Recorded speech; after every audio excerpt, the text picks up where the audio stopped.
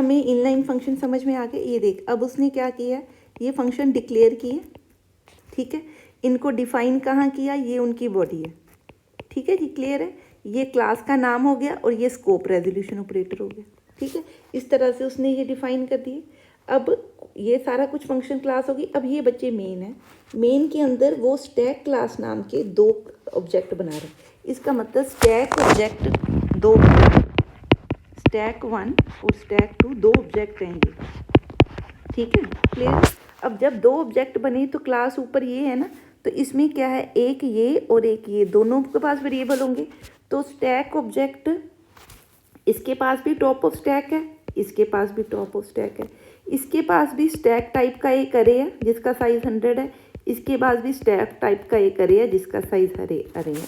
ये जो आपके वेरिएबल होते हैं इनको बोलते हैं इंस्टेंस वेरिएबल, जो ऑब्जेक्ट के अपने वेरिएबल हैं, या इनको क्या बोलते हैं, ऑब्जेक्ट वेरिएबल। ऑब्जेक्ट और इंस्टेंस एक ही बात है। कई बार लिखा होता है create an instance of a class, so instance is nothing, it is just an object, ठीक है। सो इनिशियली जब आप यहाँ पे देखो मेन के अंदर आपने क्या किया, स्टैक 1 का इनिशिएट चलाया, स्टैक 2 का इनिशिएट चलाया, ठीक है। सो जब ये इनिशिएट चलेंगे तो पहले स्टैक 1 के लिए कौन सा फंक्शन चला, ये वाला फंक्शन। इसने क्या किया, टॉप ऑफ स्टैक को 0 किया, किसके टॉप ऑफ स्टैक को, स्टैक 1 के लिए चला तो इसके को कर दिया। अब फिर यही फंक्शन स्टैक 2 के लिए चलाया, जब स्टैक 2 के लिए चाया तो स्टैक 2 के टॉप ऑफ स्टैक को इनिशिएट फंक्शन ने क्या कर दिया, 0 कर दिया, ठीक है, अपने अपने वेरिएबल को। उसके बाद आपने क्या किया, स्टैक 1 के पुश में 1 पैरामीटर, दिस इज अ बेटा, ये जरा आप समझो क्या है। अब ये क्या है, दिस इज अ फंक्शन, या इसको बोलते हैं मेंबर मेथड या मेंबर फंक्शन, जो मर्जी बोल दो। मेंबर फंक्शन मतलब वो क्लास का फंक्शन है, ठीक है। मेंबर मेथड, मेंबर फंक्शन या बिहेवियर जैसे हम बोलते हैं, ठीक है। ये फंक्शन है किसका, इस क्लास का। तो ऑब्जेक्ट का नाम डॉट क्लास, ये पैरामीटर 1 पास किया। अब यहाँ 1 जो पास किया बेटे, यहाँ पे जाके ये पुश फंक्शन है, ठीक है। ये 1 किस में पास हो गया, आई में। ये जो वेरिएबल है this is a local variable of a function, ये ऑब्जेक्ट का वेरिएबल इसको नहीं बोलना, ठीक है। ये क्या है, local variable of push function, ठीक है। पुश फंक्शन किसका है, क्लास का।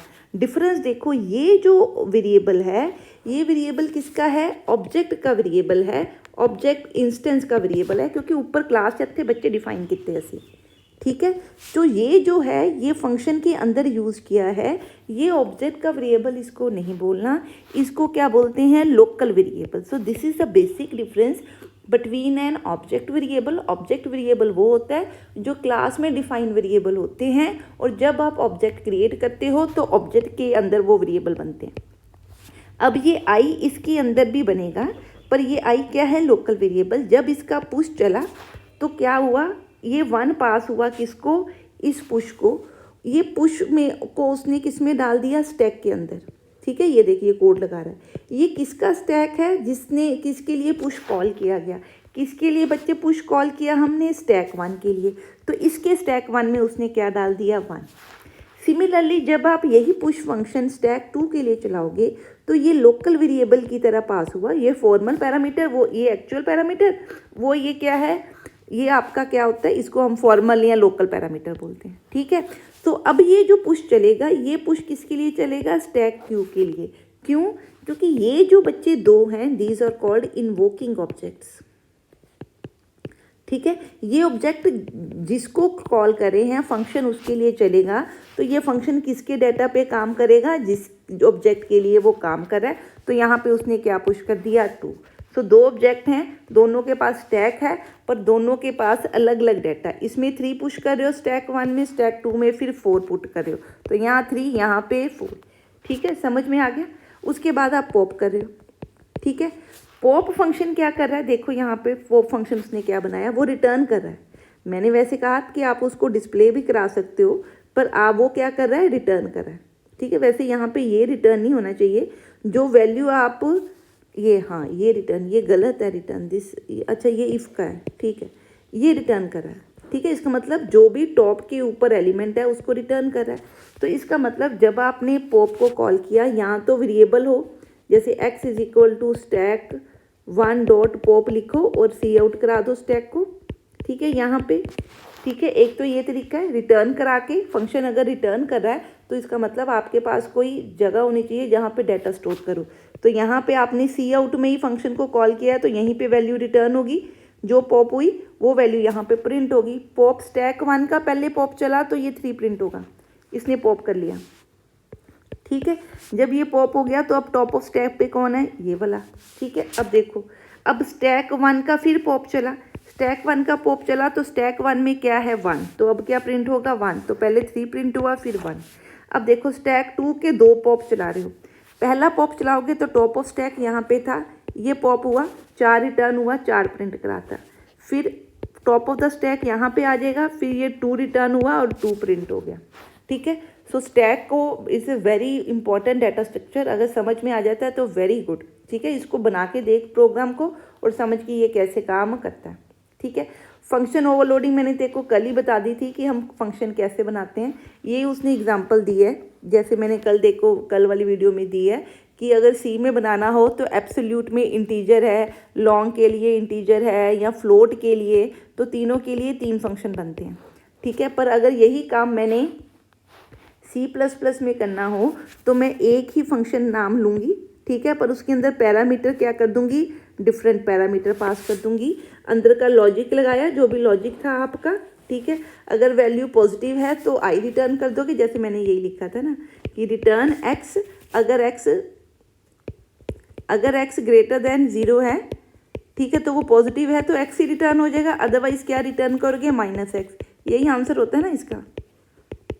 ठीक है, बस वही लॉजिक मैंने यहाँ पे लगा दिया। ठीक है, तो आपने क्या किया, इंटरफेस सबका क्या बनाया, सेम बनाया, पैरामीटर आर्गुमेंट डिफरेंट है, क्या होना चाहिए, आर्गुमेंट्स की टाइप डिफरेंट हो या आर्गुमेंट का नंबर डिफरेंट हो, मतलब हो सकता है किसी में 1 पैरामीटर जा रहा है, किसी में 2 पैरामीटर जा रहे हैं।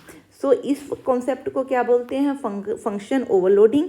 ये क्या चीज़ है, पॉलीमॉर्फिज्म है, कल भी बताया था। पॉली का मतलब मैनी, मॉर्फिज्म का मतलब मैनी फॉर्म्स, या इसको ऐसे बोलते हैं सिंगल इंटरफेस। इंटरफेस क्या है, एब्स, पर वो उसकी जो मेथड्स हैं वो मैनी हैं।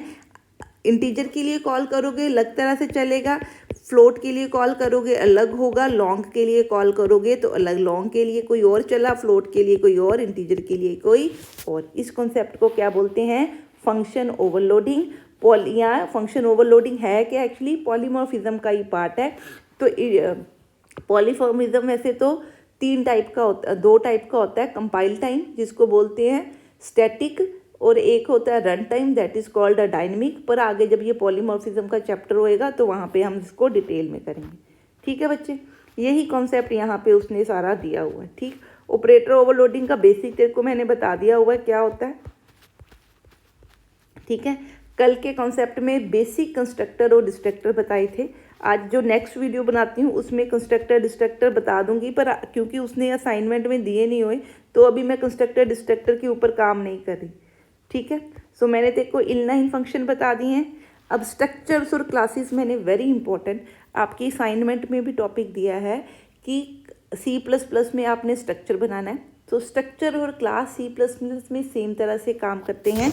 सी में स्ट्रक्चर में सिर्फ आप डेटा ले सकते हो, पर जब आप C++ लिख रहे हो तो जो जहाँ पे आपने क्लास कीवर्ड लिखा है वहाँ पे आप स्ट्रक्ट कीवर्ड लिखो, तो कोई फ़र्क नहीं, दोनों सेम है। फ़र्क सिर्फ क्या है कि क्लास में अगर आप मॉडिफायर जिसको बोलते हैं एक्सेस स्पेसिफायर या एक्सेस मॉडिफायर,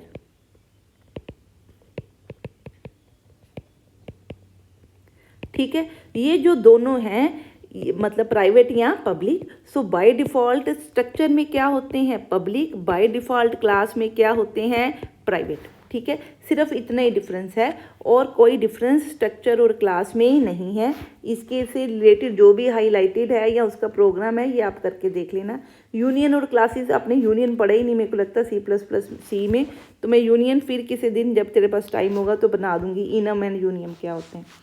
फ्रेंड फंक्शन भी असाइनमेंट में नहीं है तो मैं अभी नहीं बता रही, पर फ्रेंड फंक्शन है एक्चुअली क्या कि सपोज मेरे पास एक क्लास है, ठीक है, एक क्लास है B, मेरे पास एक फंक्शन है जो चाहता है कि मैं A के भी प्राइवेट डाटा को एक्सेस कर सकूं, मैं B के भी प्राइवेट डाटा को क्या कर सकूं, एक्सेस कर सकूं।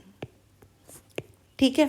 अब अगर वो फंक्शन प्राइवेट डाटा को एक्सेस करना चाहता है तो या तो वो क्या होना चाहिए, क्लास के अंदर का फंक्शन, मतलब पब्लिक भी हो सकता है, ठीक है, क्लियर है। तो यहाँ पे भी वो फंक्शन बनाऊंगी मैं। इसका मतलब एक ही फंक्शन का आपको कितनी जगह पे कोड लिखना पड़ा, 2 जगह पे। पर अगर मैं कहूँ कि ये फंक्शन भाई एक ही फंक्शन है, ये फंक्शन इसको भी एक्सेस करे तो इसको भी एक्सेस करे। अब ये तो है नहीं कि ये इसका भी मेंबर बन जाए, इसका भी मेंबर, एक ही फंक्शन है तो उसका कोड एक ही जगह पे आ सकता है।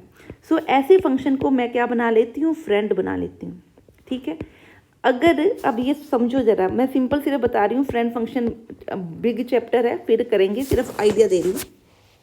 अगर मैं कहती हूँ कि ये फंक्शन ए का फ्रेंड है तो ए अपनी डेक्लेरेशन में कह रहा है कि फ्रेंड फंक्शन, ये सिर्फ डिक्लेयर कर रहा है। इसका मतलब ए क्या बता रहा है, ए सबको बता रहा है कि फन फंक्शन मेरा फ्रेंड है, ठीक है।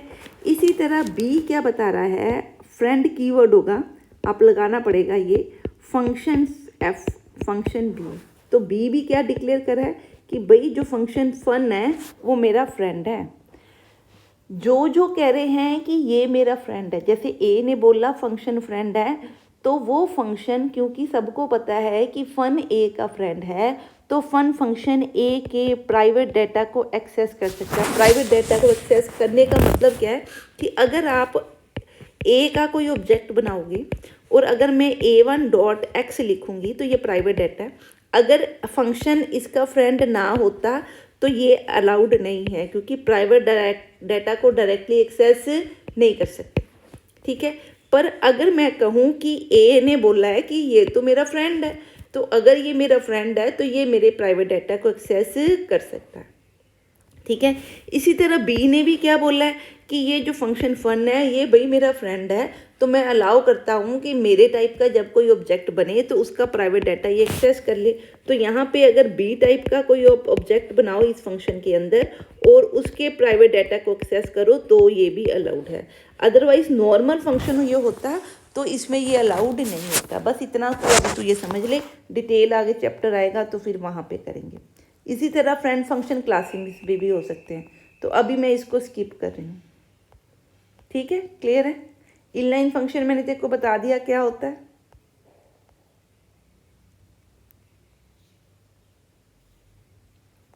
ठीक है, यही उसने कहा है कि ये देखो ये default inline function with in class कैसे होते हैं।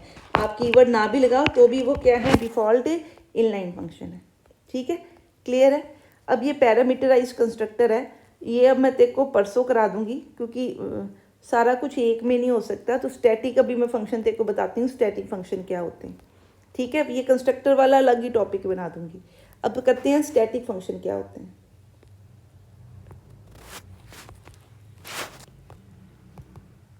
स्टैटिक फंक्शन की स्टैटिक कीवर्ड बच्चे हमने सी में भी पढ़ा, सेम सा ही कंसेप्ट है, थोड़ा सा इसमें थोड़ा ट्रिकी है। देखो आपने सी में क्या पढ़ा कि अगर किसी फंक्शन के अंदर मैं कोई स्टैटिक वेरिएबल ले लेती हूँ, ठीक है, सो उसकी डिफ़ॉल्ट वैल्यू क्या होती है, 0, ठीक है, आपको ये पता है ना। और वो एक ही बार इनिशियलाइज होता है, बार बार वो इनिशियलाइज नहीं होता। मतलब अगर इस फंक्शन को मेन, यहाँ पे आई को सपोज प्लस प्लस करें इस फंक्शन के अंदर, सो अगर मेन क्या करता है, इस फंक्शन को 2 बार कॉल करता है या 3 बार कॉल करता है, ठीक है, और यहाँ सी आउट लगा देते हैं, आई की वैल्यू आई प्लस प्लस करके प्रिंट करा देती हूँ। सपोज इतना सा छोटा सा कोड बनाती हूँ, यहाँ बनाती हूँ, फंक्शन स्टैटिक आई, इनिशियली डिफ़ॉल्ट 0 है, ठीक है, मैं क्या कर रही हूँ, सी आउट प्लस प्लस आई, मतलब आई को पहले प्लस प्लस करूँ, प्लस प्लस होके 0 से 1 होगा, उसके बाद उसकी वैल्यू प्रिंट हो जाएगी। ये आई एक ही बार बनेगा, ये तो आपको पता है, पर बनेगा कब, जब पहली बार फंक्शन को कॉल किया। जब आपने इस फंक्शन को कॉल किया तो ये पहली बार चला तो आई बन गया एक बार, उसके बाद सी आउट हुआ, प्लस प्लस हुआ, आई की वैल्यू 0 थी, प्लस करके 1 हुई, वैल्यू 1 प्रिंट हो गई। अब उसके बाद फंक्शन से बाहर आ गए, यहाँ आ गए, क्योंकि ये स्टैटिक है तो ये लोकल वेरिएबल की तरह डिलीट नहीं होगा, ये रहेगा। कब तक लाइफ रहती है इसकी, जब तक मेन आपका ख़त्म नहीं होता, ठीक है। अब ये फंक्शन को कॉल किया, जब इस फंक्शन ने कॉल किया, ये इनिशियलाइजेशन दोबारा नहीं होगी, क्योंकि वो चेक करता है इनिशियलाइज करने से पहले कि क्या ये वेरिएबल ऑलरेडी बना तो नहीं हुआ, क्योंकि ये वेरिएबल ऑलरेडी बना है, इसकी वैल्यू 1 है तो ये नहीं चलता, ये पहली बार ही चलती। इसका मतलब क्या चला, ये चला, आई को प्लस प्लस किया, 1 था, 1 का 2 बना, 2 प्रिंट हो गया। इसी तरह ये फंक्शन चला एंड सो ऑन। ये तूने कॉन्सेप्ट सी में पढ़ा है, ठीक है। अब यही चीज़ वो कहता है कि अगर मैं किसी क्लास के अंदर कोई वेरिएबल स्टैटिक ले लूँ तो इसका क्या मतलब है। अब मैंने आपको बोला कि स्टैटिक फंक्शन इक्को बार ही बनना है, बार बार नहीं बनना। तो यही कॉन्सेप्ट ये है कि स्टैटिक डाटा मेंबर क्या है, जब किसी मेंबर वेरिएबल को, वेरिएबल मतलब प्रॉपर्टी या एट्रीब्यूट या डेटा को आप स्टैटिक बुला देते हो, तो इसका मतलब आप कंपाइलर को क्या बता रहे हो कि उसकी एक ही कॉपी एग्जिस्ट करेगी, हर ऑब्जेक्ट के लिए एक ही कॉपी होगी। जब आप उस क्लास के अलग अलग ऑब्जेक्ट बनाते हो तो अलग अलग कॉपियाँ होंदियां नहीं बनदियां, it will be a single copy of the static variable. ठीक है जी, क्लियर है। दस all the objects of use the same variable, all the static variable are initialized to 0 before the first object is created और default value की हो जाती है 0। ठीक है, क्लास के अंदर आप वेरिएबल को इनिशियलाइज नहीं कर सकते क्योंकि वो डेक्लेरेशन है, डिफाइन करने वाला कोई काम क्लास में नहीं कर सकते। ठीक है जी, क्लियर है। मतलब जहाँ मेमोरी असाइन होनी है, क्योंकि कंपाइल टाइम तक कुछ एग्जीक्यूट ही नहीं होना, ठीक है ना, इसलिए उत्थे असी कुछ भी एग्जीक्यूट नहीं करना। जिवें ये उसने एक प्रोग्राम बनाया, शेयर्ड नाम की क्लास है, शेयर्ड के अंदर ये वेरिएबल हमने क्या बना दिया, स्टैटिक बना दिया।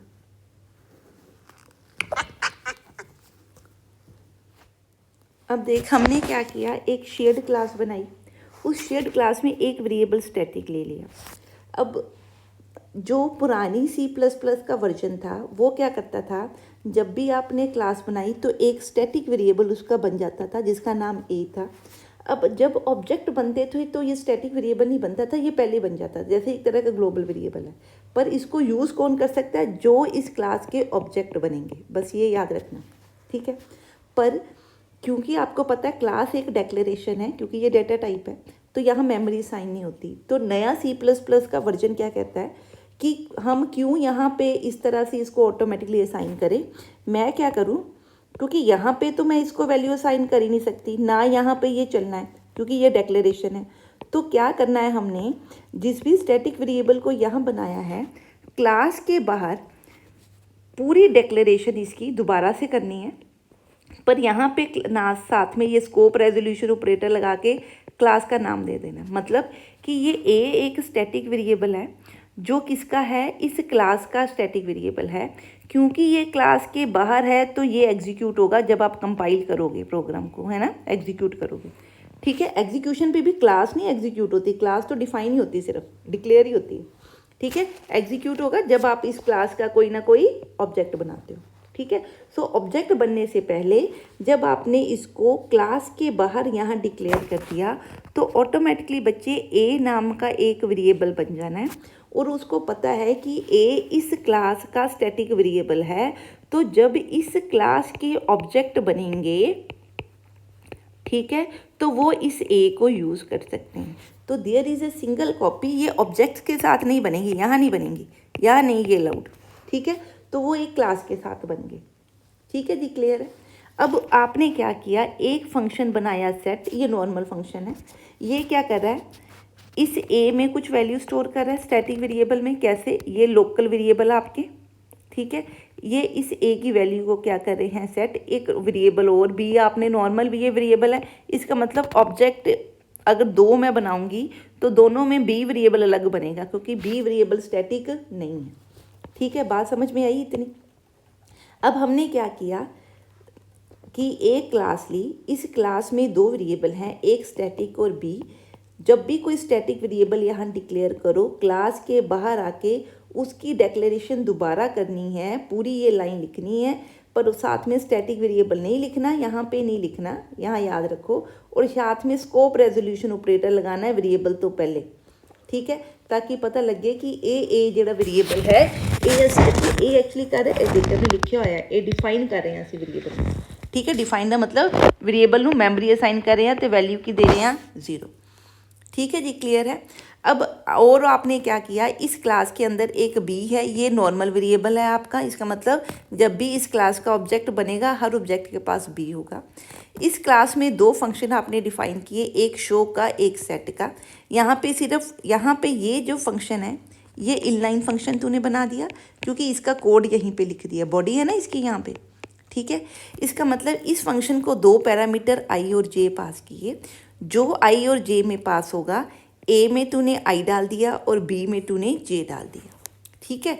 और यहाँ पे शो फंक्शन है, शो इनलाइन फंक्शन नहीं है, इसलिए तूने उसको क्या किया, स्कोप रेजोल्यूशन ऑपरेटर लगा के इसकी बॉडी क्या कर दी, बाहर बना दी,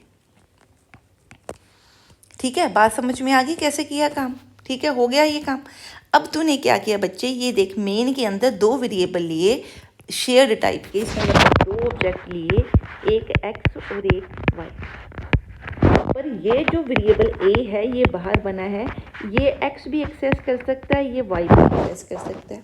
पर एक्स के पास ये बी वेरिएबल अपना होगा, वाई के पास ये बी वेरिएबल अपना होगा। क्यों? क्योंकि ये नॉर्मल वेरिएबल की तरह। इतनी बात समझ आ गई। अब एक्स डॉट सेट 1,1 ये local formal parameter, actual parameter, ठीक है। ये 1,1 कहाँ पास हुए आपके, यहाँ पे पास हुए।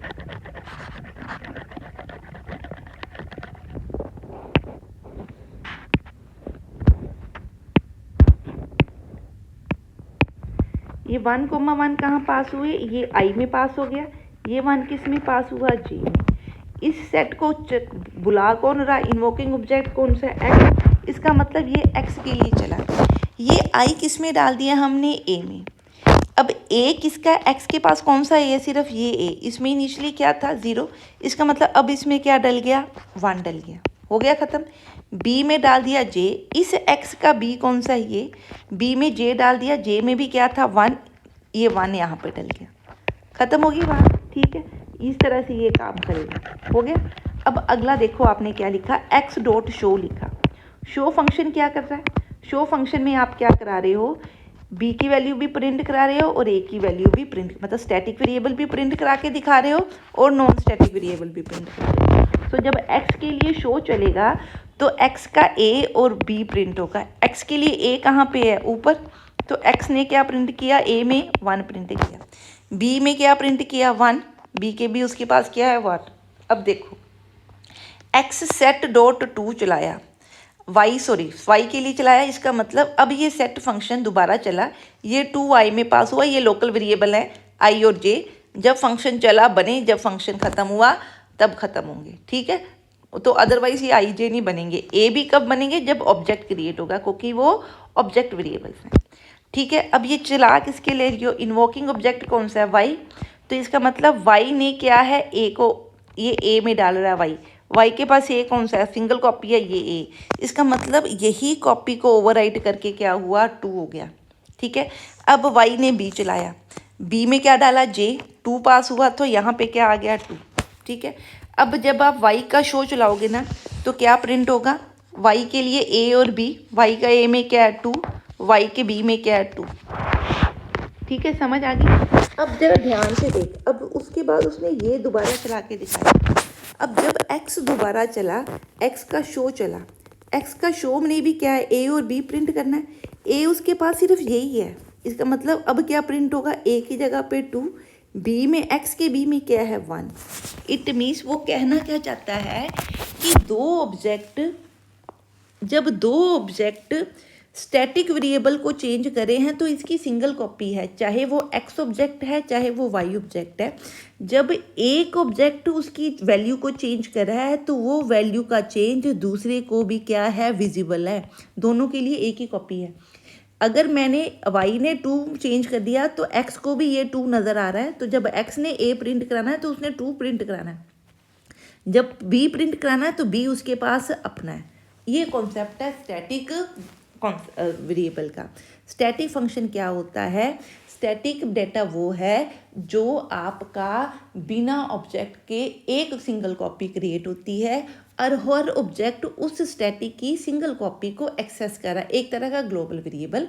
पर global variable in the sense कि वो सिर्फ ऑब्जेक्ट ही यूज़ कर सकते हैं, बाहर कोई उसको यूज़ नहीं कर सकता, ठीक है। और अगर कोई एक ऑब्जेक्ट स्टैटिक वेरिएबल की वैल्यू को चेंज कर रहा है तो दूसरे ऑब्जेक्ट को भी वो चेंज विजिबल होगा, यही उसने इस प्रोग्राम में बताया। ठीक है जी, क्लियर है। ये देख आउटपुट से तेरे को ये क्लियर हो जाएगा। ठीक है, क्लियर है, समझ में आ गई बात ये क्या है। ठीक, अब वो कहता है कि जो पुराना वर्जन है उसमें हमें इसको बाहर, ये जो मैंने तेरे को अभी बताया कि ये बाहर देने की हमें ज़रूरत नहीं पड़ती थी, हम जब कोड चलाते थे ये नहीं देते थे दोबारा से।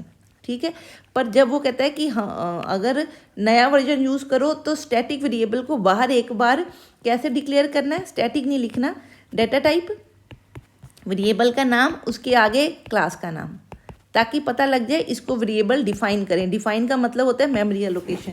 क्लास के अंदर मेमोरी एलोकेट नहीं होगी, यहाँ पे इनिशियलाइजेशन अलाउड नहीं है, so it will not be like this. ठीक है, सो यही उसने यहाँ पे हाईलाइट करके मैंने लिखा हुआ है, यहाँ से ये तू पढ़ लेना। ठीक है जी, क्लियर है, बात समझ में आ गई। और ये अब ये भी याद रखना है कि जो स्टैटिक वेरिएबल, आप कोई भी ऑब्जेक्ट अगर क्लास का क्रिएट ना करो तो भी स्टैटिक वेरिएबल बनेगा। जैसे आगे उसने एग्जांपल ली है। ठीक है, उसने क्या किया, स्टैटिक वेरिएबल ये शेयर लिया, बाहर आके डिफाइन कर दिया। यहाँ पे स्टैटिक वेरिएबल को बिना ऑब्जेक्ट के भी आप प्रिंट करा सकते हो। क्या लिखा आपने, क्लास का नाम colon colon static variable is equal to 99, this is allowed. क्यों, क्योंकि मैंने बताया कि जो स्टैटिक वेरिएबल है उसकी सिंगल कॉपी होती है हर ऑब्जेक्ट के लिए, पर वो किसी भी ऑब्जेक्ट के क्रिएट होने से ऑलरेडी पहले बन जाता है। ये यहीं पे बन गया। ठीक है, यहाँ ऑब्जेक्ट हुआ कि नहीं हुआ, जब ये बन गया तो इस क्लास का नाम, क्लास के साथ डॉट ऑपरेटर नहीं लगा सकते। ठीक है, डॉट ऑपरेटर किसके लिए है, डॉट ऑपरेटर के इस तरफ हमेशा ऑब्जेक्ट चाहिए, ये याद रखना। ठीक है, यहाँ ऑब्जेक्ट या स्ट्रक्चर नाम की डेटा टाइप। ठीक है, डॉट हमने स्ट्रक्चर में भी किया हुआ ना, तो यहाँ पे डॉट क्लास के साथ अगर डेटा को यूज़ करना है तो class name colon colon A is equal to 99, तो ये क्या करेगा, इसमें 99 डाल देगा। अब देखो ऑब्जेक्ट कोई नहीं बनाया, फिर भी इस क्लास के लिए ये वेरिएबल बना हुआ है। ठीक है, अब इसकी वैल्यू को आप प्रिंट भी करा के देख सकते हो। ठीक है, तो क्या 2 पॉइंट हमने पढ़े कि जो स्टैटिक वेरिएबल है वो एक तरह का ग्लोबल वेरिएबल है, पर जिस क्लास के ऑब्जेक्ट्स के लिए वो क्रिएट हुआ है सिर्फ वो ऑब्जेक्ट उसको यूज़ कर सकते हैं, उसकी एक सिंगल कॉपी होती है, हर ऑब्जेक्ट के लिए डिफरेंट कॉपी नहीं बनती। ठीक है, अगर एक ऑब्जेक्ट उसकी वैल्यू को चेंज कर रहा है तो दूसरे ऑब्जेक्ट को भी वो वैल्यू का डिफरेंस नज़र आएगा। दूसरी चीज़, स्टैटिक वेरिएबल बिना ऑब्जेक्ट के भी बन जाते हैं क्योंकि वो क्लास के लिए बनते हैं। तो अगर बिना ऑब्जेक्ट के उसको एक्सेस करना है तो क्लास नेम लिखोगे, कॉलन कॉलन करके स्टैटिक वेरिएबल का नाम लिखोगे, उस तरह से उस वैल्यू को यूज़ कर सकते हो। ठीक है, ये आपने किया स्टैटिक डेटा आप कैसे लेते हो। इसी तरह अब आगे बात करेंगे स्टैटिक फंक्शन की। ठीक है, अब यहाँ पे उसने 2 यूज़ किए हैं कि स्टैटिक फंक्शन को आप कैसे यूज़ कर सकते हो। ठीक है, ये अब कराती हूँ। 10:25 उठाओ तू।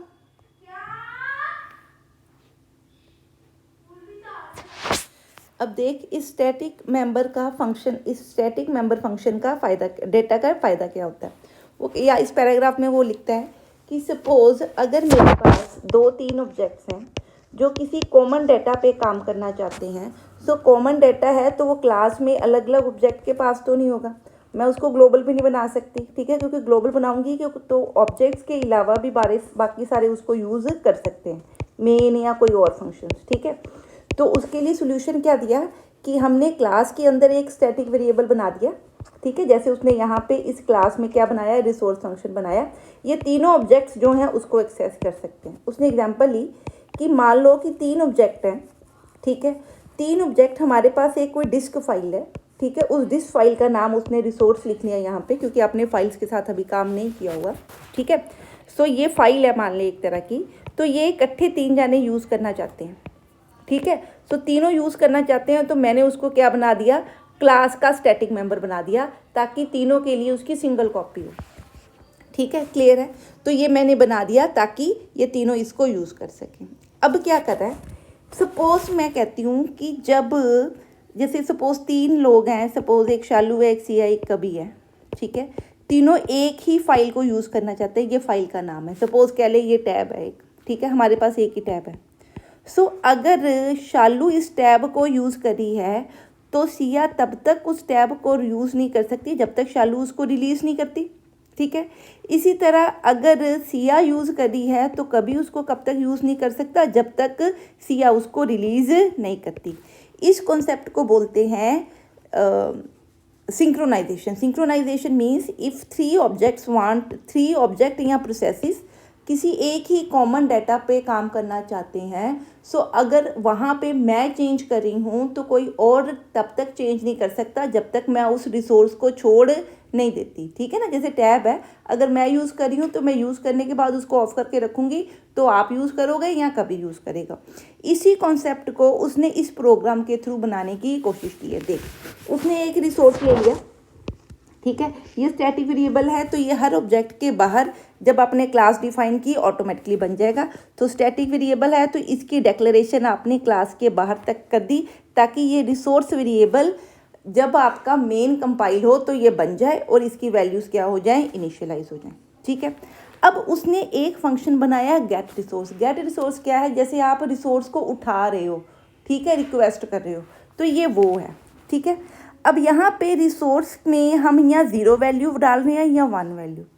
अगर रिसोर्स की वैल्यू 0 है तो इसका मतलब रिसोर्स ऑलरेडी किसी के पास है तो आप उसको उठा नहीं सकते। मेरी बात समझ में आ रही है, ठीक है। सो ये कहता है इफ़ रिसोर्स का मतलब if resource is equal to 0, मतलब टेबल के ऊपर टैब नहीं पड़ा तो इसका मतलब टैब कोई और यूज़ कर रहा है। तो आपने क्या रिटर्न कर दिया, 0 रिटर्न करने का मतलब कि रिसोर्स आपको नहीं मिला। एल्स आपने रिसोर्स को यूज़ करना शुरू किया, ठीक है। मेरी बात समझो, टेबल के ऊपर टैब पड़ा है, ठीक है। अगर टैब पड़ा है तो रिसोर्स की वैल्यू 1 है, मतलब सिग्नल क्या है, हरा है, ग्रीन सिग्नल एक तरह का, 1 इज़ ग्रीन सिग्नल, ठीक है।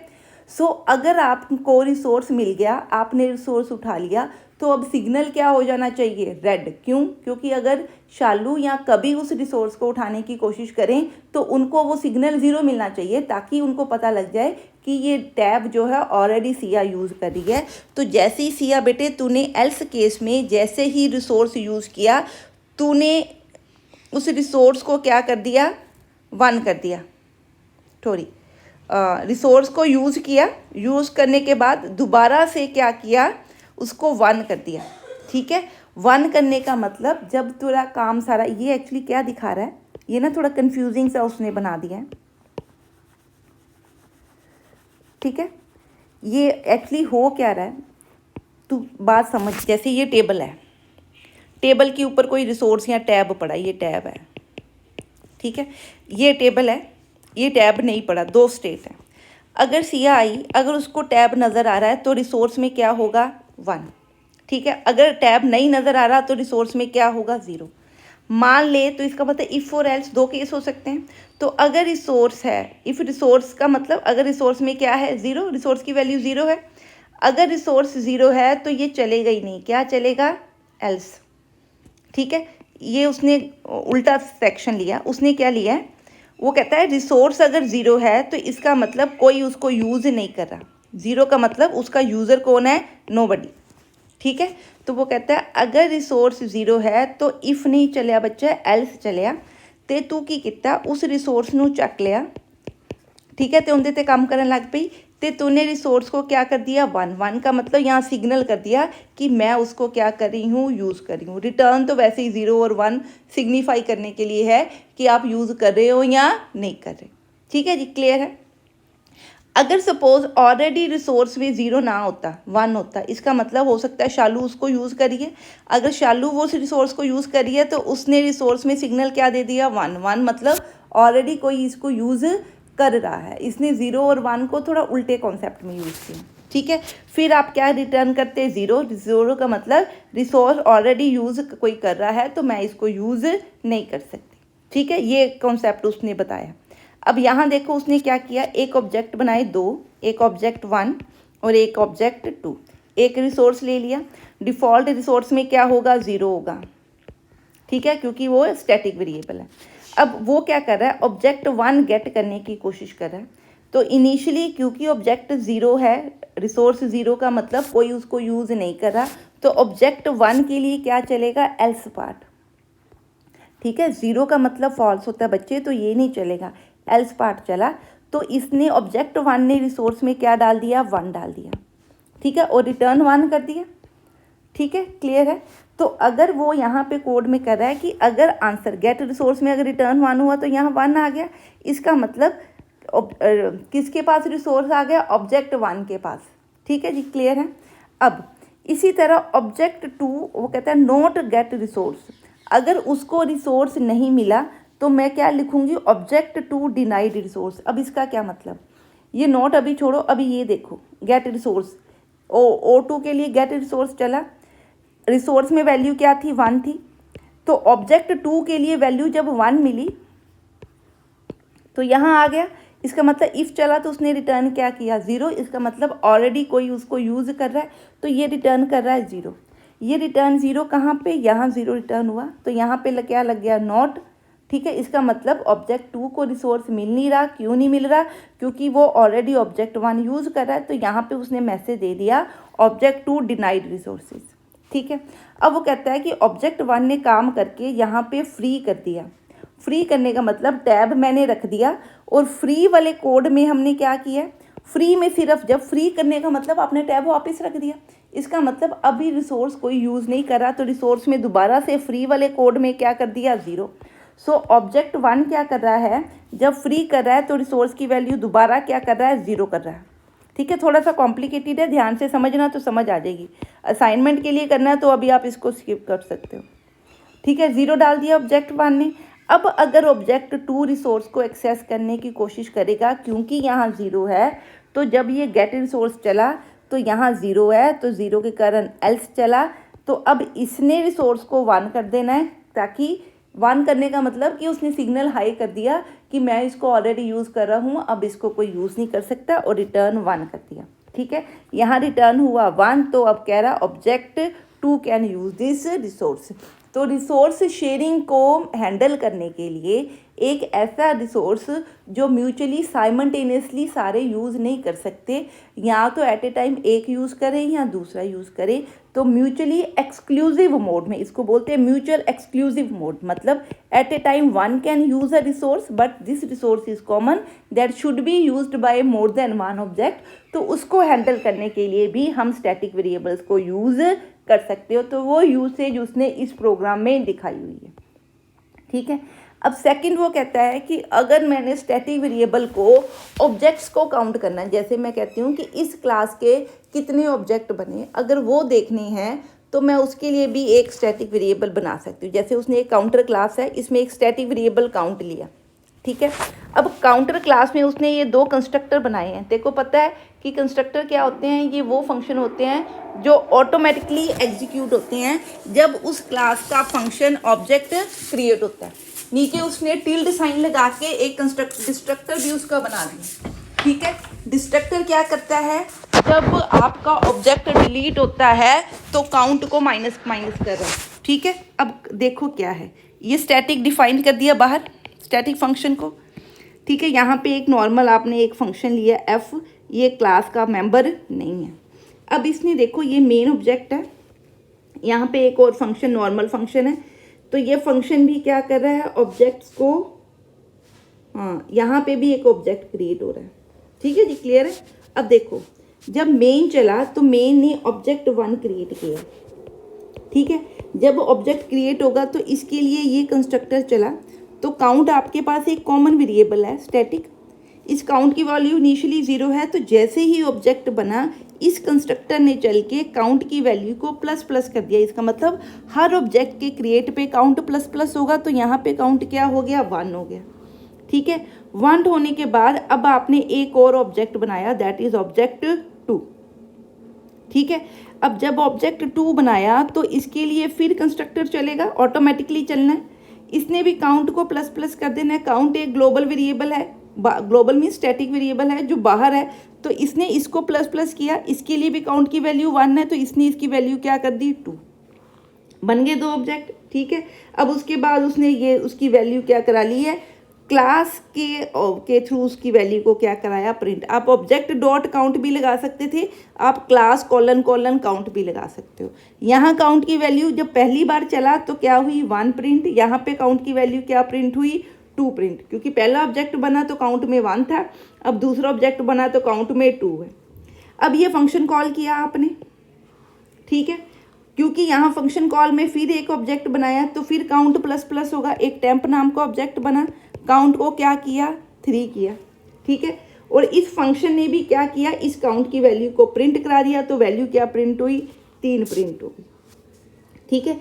जब मैं इस फंक्शन से बाहर आऊँगी तो मैंने क्या बताया, जैसे ही फंक्शन से बाहर आए लोकल वेरिएबल डिलीट हो गए, तो ये ऑब्जेक्ट लोकल वेरिएबल था, टेम्प डिलीट हो गया। जैसे ही टेम्प डिलीट हुआ, टेम्प के लिए ये डिस्ट्रक्टर एग्जीक्यूट हुआ। ये डिस्ट्रक्टर ऑटोमेटिकली एग्जीक्यूट होगा टेम्प के डी एलोकेट होने पे। तो इसने काउंट को माइनस माइनस कर दिया, मतलब 3 से अब कितने ऑब्जेक्ट रह गए, 2 ऑब्जेक्ट रह गए, ठीक है जी, क्लियर है।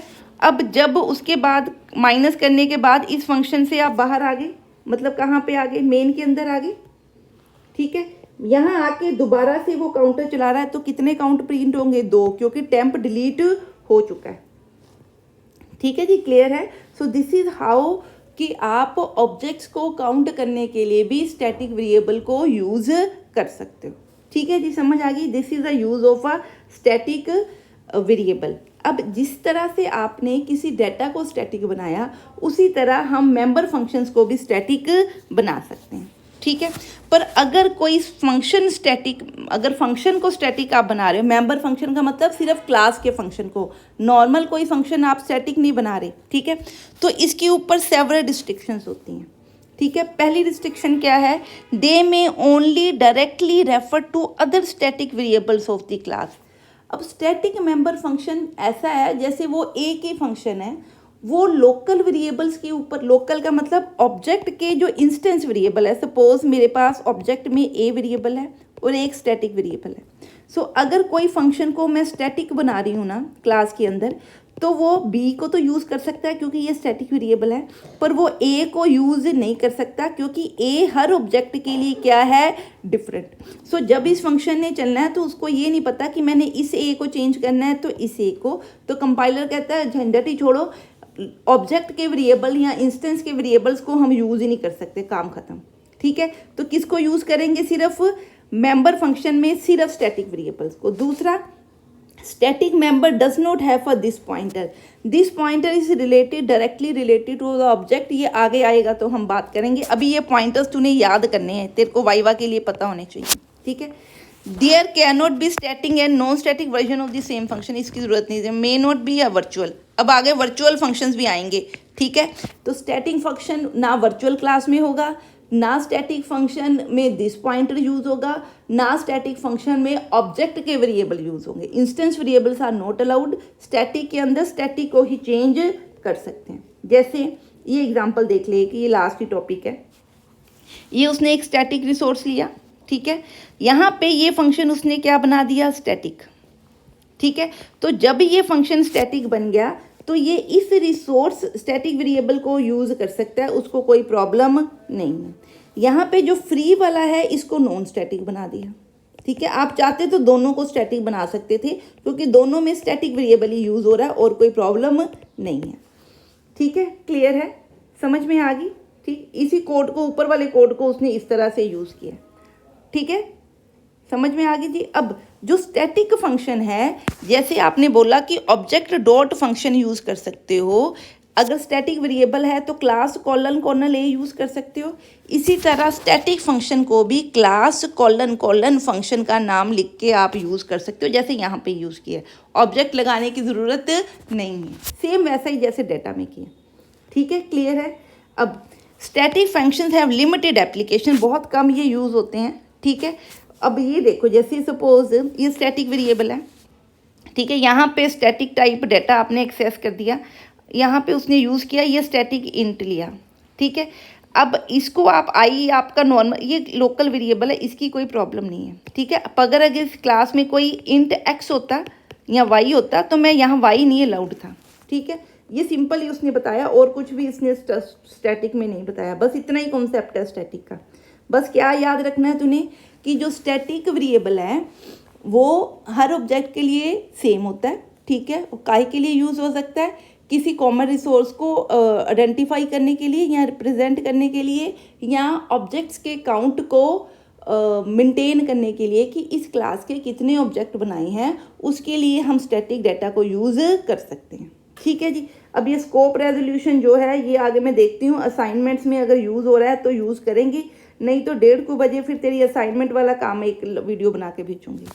चल ठीक है। वो कोई भी चाहे उसके आगे इनलाइन लिखा हो, चाहे जहाँ पे उसको कॉल किया गया है उससे वो पहले बना हो, अगर उस फंक्शन के अंदर लूप है, ये याद रखना है वाइवा के लिए, अगर उसके अंदर स्टैटिक वेरिएबल आपने बना दिए, अगर वो फंक्शन रिकर्सिव फंक्शन है, ठीक है। क्लियर है? क्लियर?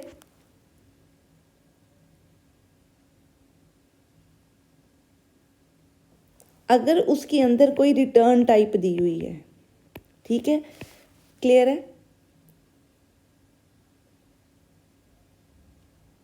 ठीक है। अगर उसके अंदर कोई स्विच यूज़ है या गो टू स्टेटमेंट यूज़ है, अगर ये केसेस हैं तो इनलाइन लिखने के बावजूद फंक्शन इनलाइन नहीं होगा, वो नॉर्मल फंक्शन होगा। तेरे लिए वो फंक्शन की वर्किंग में कोई प्रॉब्लम नहीं। इनलाइन का मतलब क्या है, कंपाइलर ਉਹਨੂੰ ਕਿੱਦਾਂ ਕਰਦਾ ਹੈ कि ਉਹਦੇ ਤੇ स्विच करता है, जंप करता है कि कोड ਨੂੰ कॉपी करता है, ठीक है।